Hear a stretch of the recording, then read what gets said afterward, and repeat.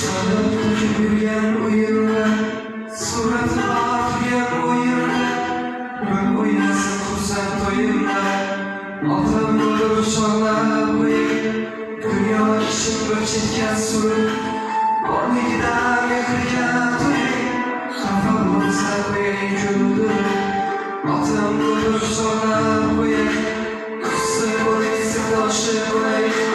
Vurmaktansın yıllar